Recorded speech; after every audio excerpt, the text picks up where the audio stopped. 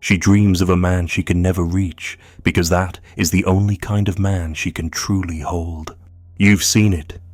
The one who sits just out of her frame, laughing at her choreography as if her drama were a rehearsal.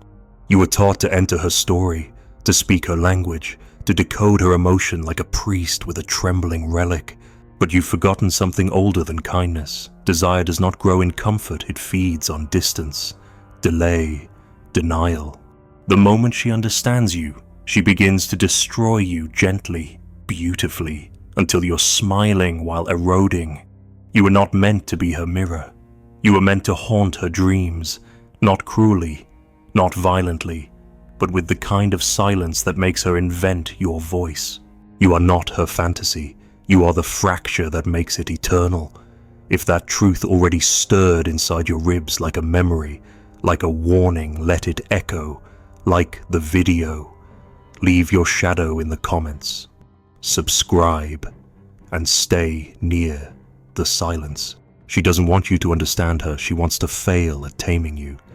She hands you the brush and begs you to paint her, not as she is, but as she imagines herself in your eyes, unknowable, desirable, worthy of pursuit. And you oblige. You soften your edges, rehearse empathy, become fluent in her storms. But something inside you breaks, not because you feel too little, but because you feel too much. She doesn't want to be understood. She wants to try and fail to understand you. And your surrender, your full exposure, your willingness to be known, robs her of the very thing that made you beautiful in the first place, the silhouette she couldn't quite possess. She builds the frame slowly. It starts with questions disguised as intimacy. What are you thinking? Why didn't you call? What did you mean by that? Each one is a thread tightening around your throat, masquerading as affection. She doesn't want your answers. She wants to watch you flinch to see if your truth can be shaped. She wants your language to change under her gaze. She needs to believe she has that power. And when you adjust, when you offer transparency like a gift, the altar turns into a cage. You were the shadow in the corner of her mind. But now you are furniture understood, named, softened.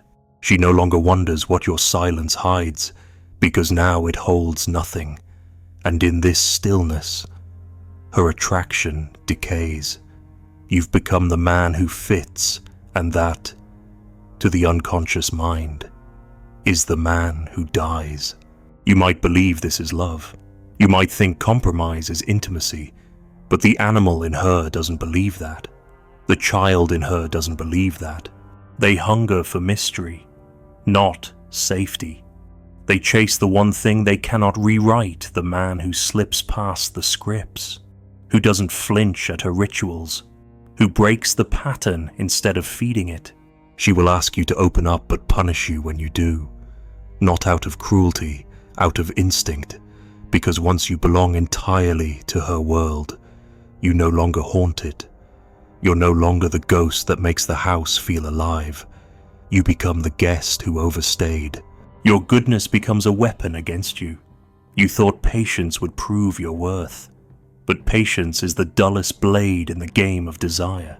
It tells her you will stay no matter what she throws, and that ruins the entire performance, because drama only matters when the audience might walk out. She tests you, not to see if you'll pass, but to see if you'll refuse to play. The man who laughs at the test, who sidesteps her traps without resentment, who does not answer questions that come from fear, that is the man who escapes the frame. And that is the man she will remember when no one else touches her the same way again. It's not cruelty she longs for, it's tension, not distance, but ungraspability. The erotic lives in that gap, the ache of almost. And when you fill it completely, you remove the ache. You remove the desire. You offer her a resolution, and she was never built for resolution. She is made of spirals, of loops, of stories that never end. She needs a man who can walk beside the storm, but never drown in it. You believed her when she said she wanted your truth, but what she wanted was a riddle. something she could decode forever, but never complete. Your vulnerability is only attractive when it costs you nothing, when you can show pain without begging for relief. The moment you need her to understand, the frame becomes complete. And you, the once mythical figure in her mind, become mortal. You must understand her longing is archetypal. She desires the boundary, the outline of you, not the blood beneath. She wants to know there is a place she cannot reach, that her hands cannot shape you, that her love cannot fix you, not because you are broken, but because you do not need fixing. And that is where freedom begins. She does not want to win you. She wants to fight the impossible war of almost winning.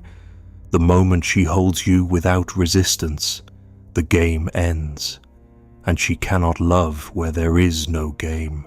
Not because she is manipulative, but because her unconscious is ancient, and it only responds to patterns older than her name. You were never meant to be defined. You were meant to remain a possibility, the flicker behind the curtain, the man who listens without yielding, who touches without clinging, who loves without collapsing. She cannot cage that man, so she will try harder. She will invent storms. She will test your edges. And if you remain unshaped, not rigid, but untouched, she will feel something terrifying and eternal reverence. But if you yield, if you fall into the frame she builds, she will not even know why the ache leaves her. She will think you changed. She will think she outgrew you. She will think she needs more, and you will wonder where you went wrong. The truth is, you were never meant to be the painting. You were meant to be the empty canvas she could never stain. This is not about playing games. This is about understanding the laws of tension. A man who resists her frame is not withholding, he is breathing. He does not perform his emotions. He lets them exist without needing permission. And that confuses her. That excites her, that frightens her, because if she cannot shape you, maybe you are real. And if you are real, maybe love is not control. Maybe it is longing. She will never say this aloud. She may not even know it herself, but her eyes will change when she feels it. The subtle widening, the stillness after a laugh, the strange silence after your refusal. That is when she realizes you are not inside her story. You are outside it, watching, unmoved, and somehow still hers. Do not try to become this man. That ruins everything. Simply remove the need to be seen. Let her misinterpret you. Let her fantasize. Let her wonder. The moment you clarify yourself is the moment you enter the cage, and no woman dreams of a man who obeys. You were not built to be understood. You were built to be felt, feared, remembered. You were built to be the one who made her feel alive, not safe. And the frame, no matter how beautiful, is still a prison. Let her fail to capture you. Let her art remain unfinished. Let her love the mystery she can never keep. Only then does she love without needing to destroy. She weaves chaos not to punish, but to test whether you'll stay untouched by the fire. It begins with a look that lingers too long, or not long enough. A silence during dinner, a sigh with no explanation. You think you've made a mistake, said the wrong thing, triggered a wound she forgot to name. But what if it's none of that? What if her mood, her sudden distance, her veiled remarks about you always or you never, are not flaws of communication, but flames in a ritual? Not because she wants to hurt you, but because she wants to watch what burns and what stays cold. You see, she is not angry that you forgot. She's not even sad that you didn't notice. Those are surface ghosts.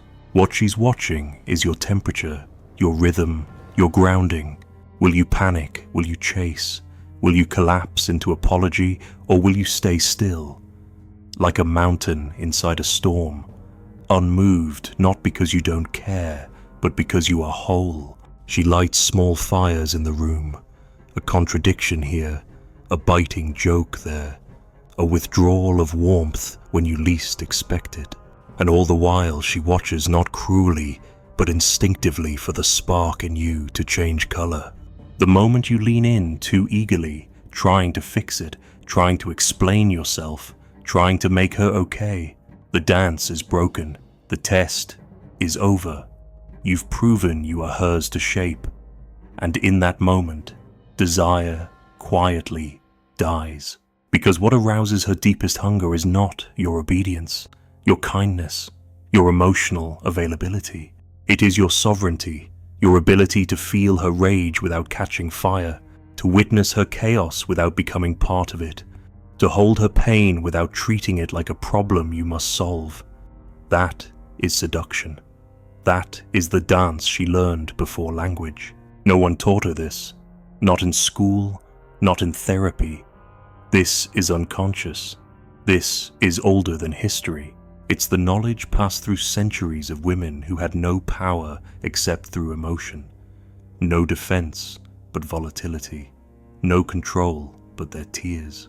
Drama was not a flaw, it was a spell, and now she casts it, whether she wants to or not. So when she lashes out, when she tells you she doesn't know what she wants, when she throws open the door only to slam it shut again, don't take it at face value, don't try to reason, don't try to soothe. She already knows how to return to calm. That's not what she's looking for. She wants to feel if you disappear the moment the atmosphere turns. She tests your fire because she hopes you have your own. Not one that burns her back, but one that refuses to die. One that doesn't need her oxygen to exist. It is in those moments the tension, the raised voice, the sudden tears that your posture speaks louder than anything you say. When you hold your center and meet her wildness with something unshaken, you become something rare in her world, a man who cannot be absorbed. Because the truth is, she's tired of absorbing men. She's exhausted by the ones who fall in love with her chaos, only to drown in it. She needs to know that if she shatters, she won't take you with her, that she can rage, cry, ache, and you will not retreat or react or repair but remain, not with coldness, not with cruelty, but with calm certainty that she cannot break you, that her storm is not dangerous to your being, that you will not become her mirror, mimicking every wave in her tide, because the moment you do, she stops feeling safe. Not emotionally safe, sexually safe. And that's what no one tells you. Drama isn't a cry for therapy. It's a test of polarity. She doesn't want a partner who reacts. She wants a pole, something she can orbit around, crash into, scream beside, and still feel magnetically pulled toward. Your stillness is not indifference, it is gravity, and the more chaos she throws, the more she hopes you will remain. But if you flinch even inwardly, she will see it. If your eyes plead, if your breath shortens, if your voice rises to match hers, you have already stepped into her fire and begged to be shaped. And now she knows she can mold you. Now she knows you will perform for her warmth, and that ruins everything. Because real drama, the kind that seduces, is not about manipulation. It's about depth. It's about seeing if your soul has weight. Can you carry the heat of her darkest emotion and not crumble? Can you hold contradiction without needing to explain it away? Can you make her feel small without making her feel alone? That's what her unconscious is asking. Not, will you fix me, but will you survive me? And if you can, if you do, then a door opens, and she sees you not as a man she can own, but as a myth she can worship. So the next time she erupts, don't mistake it for madness. Don't try to calm her with logic. Don't feed the fire or fight it. Just look at her not with judgment, but with presence. Let her drama complete its ritual. Let the room shake. Let her scream, let her weep, and then, when the dust settles, say nothing, say less. Let her come back to your stillness like a tide returning to shore. It is not what you say that will make her trust you. It is what you refuse to become. Her drama is a ritual, and rituals only matter when something sacred stands at the center. If you collapse, the temple falls. But if you remain, she will build worship around your silence. This is the paradox. She pushes you not to drive you away, but to hope you won't move. She says things she doesn't mean just to see if you'll forget who you are. She punishes closeness not because she hates it, but because she fears what it will do to your strength.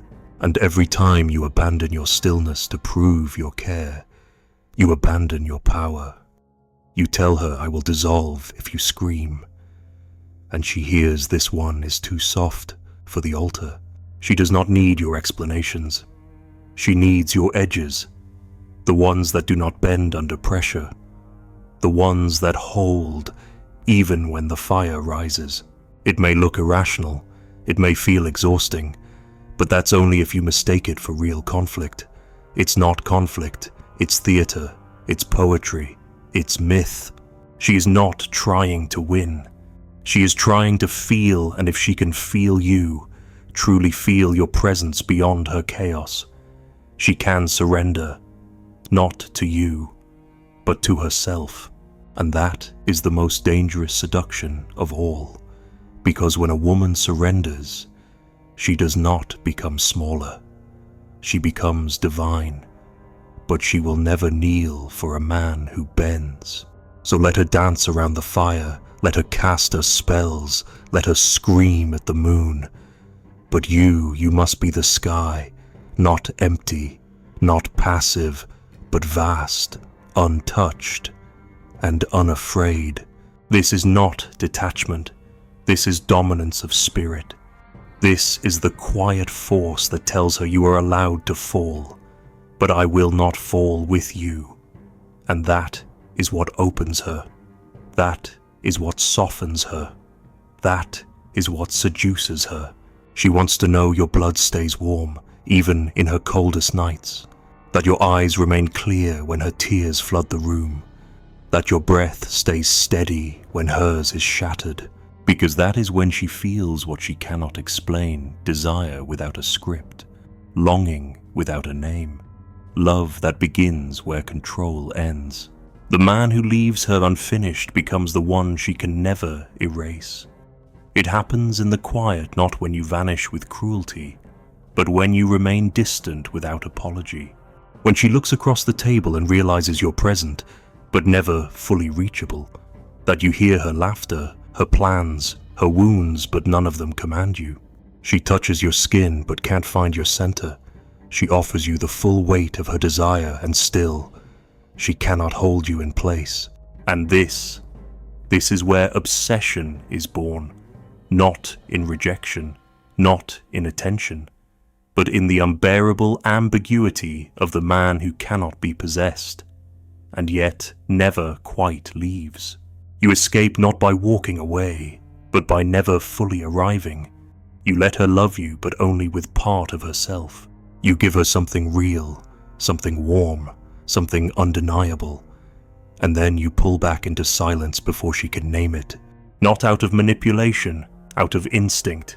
You belong more to your own axis than to her gravity, and in a world of men begging to be chosen, your refusal to orbit becomes sacred. She may not show it, she may smile, may say she's fine, may move on to louder rooms, but at night, when the noise fades, it's you she searches for in her memory, not the man who worshipped her, not the man who opened everything, but the man who left the door open and never told her if he was returning.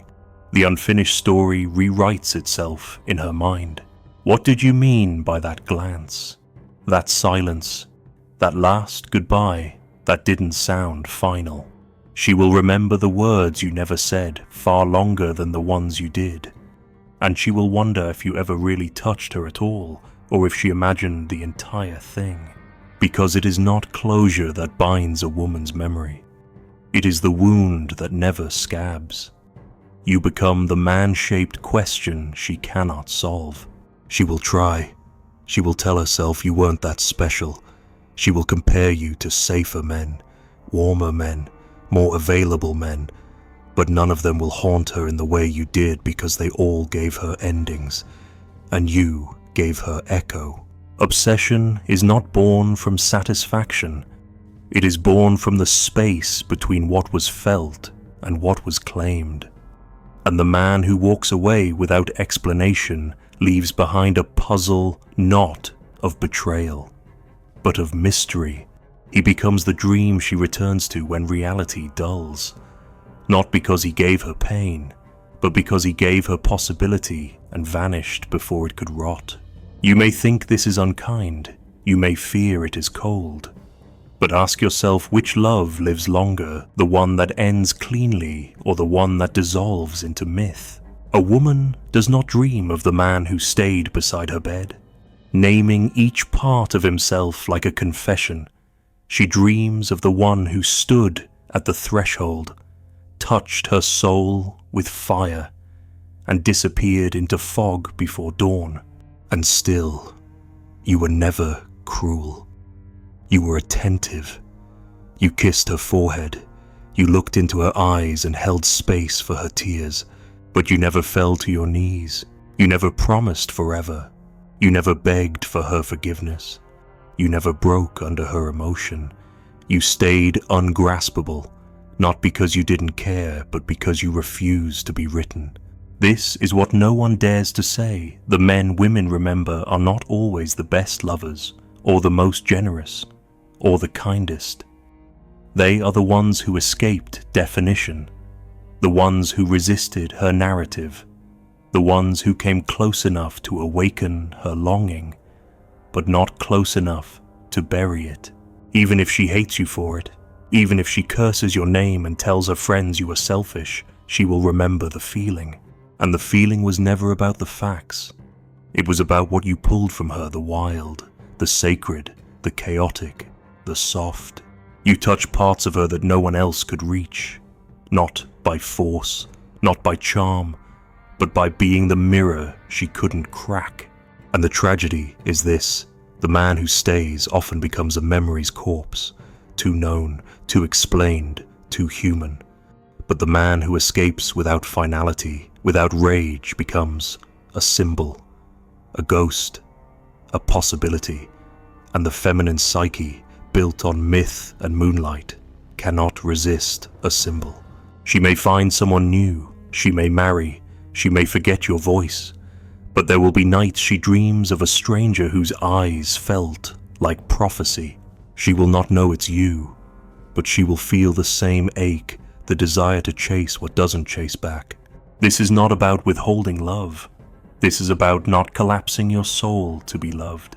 You leave not to hurt her, but because your path continues, and it does not stop for her approval. You are not cold. You are warm and distant, like a flame she can approach, but never hold. You teach her, without words, that intimacy does not mean ownership, that being felt does not mean being possessed. And she will obsess, not because she needs you, but because you represent the part of her that cannot be controlled. You awaken her own mystery, and that is unbearable. If you had stayed, explained yourself, softened into her needs, she would have thanked you. Then slowly, she would have reduced you. It's not personal, it's the nature of closure. But you didn't stay. You didn't explain. You didn't soften. You let her feel everything. And then you became silence. And silence grows louder in the places where women bury their want. It echoes in their decisions, in their beds, in their laughter with other men. Not because they are weak, but because they are alive. And aliveness always remembers what threatened to change it. Even if she forgets your name, she will remember the man who never asked to be remembered. And the truth is, you never left her. You simply returned to yourself. That was the crime. That was the spark. And that was the seed of everything she could never uproot. You are not her enemy. You are not her loss. You are the part of her that remains open, wild, unsolved. And that, more than any affection or vow, is what haunts a woman forever. She stands at the edge of the sea, holding a letter that was never sent, addressed to a man who never lived, and yet, who knew her name. The wind steals it before she can read it, and still she waits, watching the horizon for a silhouette that was never fully hers. Was it a dream, or was he real because he never stayed long enough to become ordinary? She does not ask for him to return, she only asks that he remain unfinished.